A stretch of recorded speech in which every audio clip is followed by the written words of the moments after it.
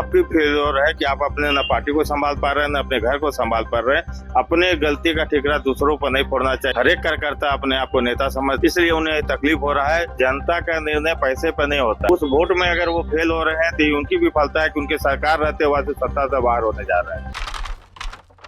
नमस्कार, इस न्यूज देख रहे हैं आप और मैं हूं आपके साथ गौरी रानी। झारखंड विधानसभा चुनाव का ऐलान निर्वाचन आयोग कभी भी कर सकता है। ऐसे में तमाम राजनीति पार्टियां अपनी अपनी तैयारी में जुट चुकी है। बीजेपी की बात करें तो हेमंत सोरेन को सत्ता से हटाने को लेकर बीजेपी ने परिवर्तन संकल्प यात्रा निकाला है, जिसकी शुरुआत झारखंड के जमशेदपुर से देश के प्रधानमंत्री नरेंद्र मोदी ने की। आज देश के गृह मंत्री अमित शाह भी साहेबगंज आ रहे हैं और ऐसे में तमाम बीजेपी के जो राष्ट्रीय स्तर के जो नेता है वो भी झारखंड दौरे पर आएंगे। तो ऐसे में हमारे साथ खास बातचीत के लिए रांची से विधायक के भावी उम्मीदवार हैं रमेश सिंह, उनसे जानते हैं। सर, एसडी न्यूज में आपका बहुत स्वागत है। जी धन्यवाद। परिवर्तन संकल्प यात्रा का क्या असर होगा सर 2024 में? देखिए, परिवर्तन संकल्प यात्रा ये झारखंड के भ्रष्टाचारी सरकार को उखाड़ फेंकने में अहम योगदान निभाएगी। झारखंड की जनता इनके झूठ और इनके भ्रष्टाचार से त्रस्त हो चुकी है। भाजपा का परिवर्तन यात्रा आज आदरणीय गृह मंत्री जी शुरुआत कर रहे हैं भोगनाडीह से। आप देखेंगे वहां के बाद लाखों लाख लोग इस परिवर्तन यात्रा से जुड़ेंगे और जब 30 जून को रांची में समापन होगा दक्षिणी छोटानागपुर प्रमंडल का और पूरे राज्य का जब परिवर्तन यात्रा, उसके बाद एक ऐसा माहौल बनेगा कि ये भ्रष्टाचारी सरकार को आने वाले चुनाव में झारखंड की जनता सत्ता से बेदखल करेगी। हेमंत सोरेन तो आरोप लगा रहे हैं कि सिर्फ एक मुख्यमंत्री को हराने के लिए पूर्व के सारे मुख्यमंत्री एकजुट हो गए। देखिए, पूर्व के सारे मुख्यमंत्री एकजुट, एक मुख्यमंत्री आदरणीय शिबू सोरेन जी उनके पिताजी है, वो उनके साथी हैं और बाकी जो लोग भी पूर्व मुख्यमंत्री वो भाजपा से जुड़े हुए लोग हैं तो रहेंगे ही। अब भाजपा एक राष्ट्रीय पार्टी है, न कि एक क्षेत्रीय पार्टी। इनका कुनबा बहुत बड़ा है और हमारे नेता हर एक कार्यकर्ता अपने आप को नेता समझते हैं। हर एक बड़े से बड़े नेता अपने आप को कार्यकर्ता के रूप में भारतीय जनता पार्टी के लिए काम करते हैं, इसलिए उन्हें तकलीफ हो रहा है।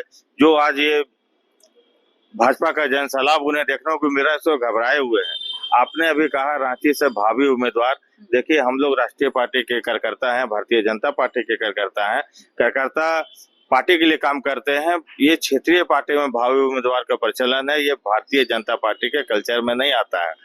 और जहां तक चुनाव लड़ने का बात है तो भारतीय जनता पार्टी का हर एक कार्यकर्ता अपने को कार्यकर्ता और नेता के रूप में देखता है। वो चुनाव लड़ने की मंशा रखता है, लेकिन पार्टी का निर्णय ही हमारे लिए सर्वोपरि होता है। पार्टी के आदेश के बाद ही हम अपने मन की कुछ बातों को रख सकते हैं और पार्टी जो कहेगा उस लाइन पे हम लोग चलने वाले लोग हैं। भारतीय जनता पार्टी के कर्मठ कार्यकर्ता है और कार्यकर्ता बन के ही नेता बने हैं।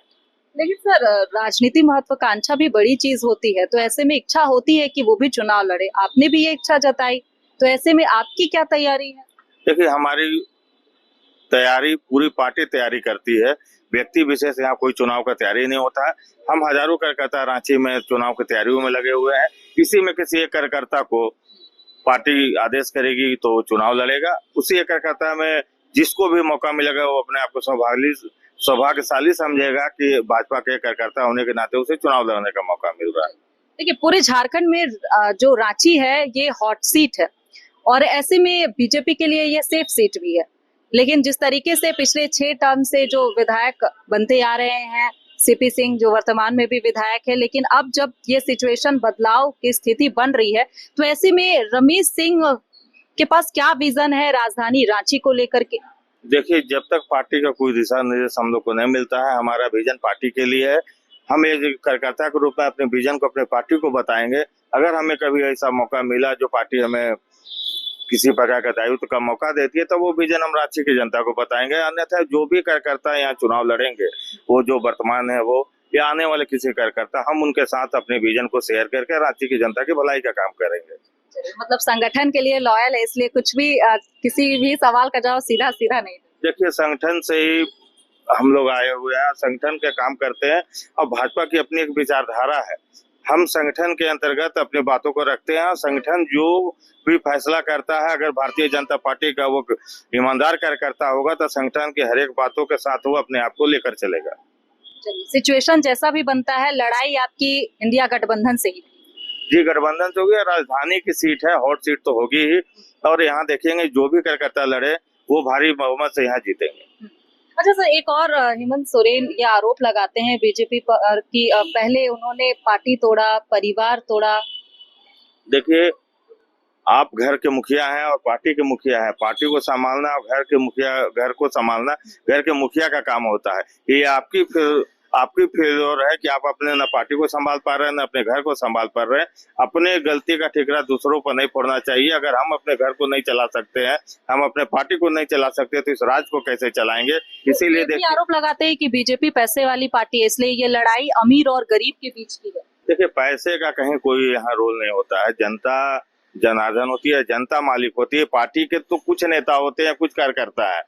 लाखों करोड़ों जनता वोट देती है और जनता का निर्णय पैसे पर नहीं होता है। उनकी अपनी सोच है, उनकी विचार है। वो सरकार के कामों को देखते हैं, पार्टी के कामों को देखते हैं, उस पर वो वोट करते हैं।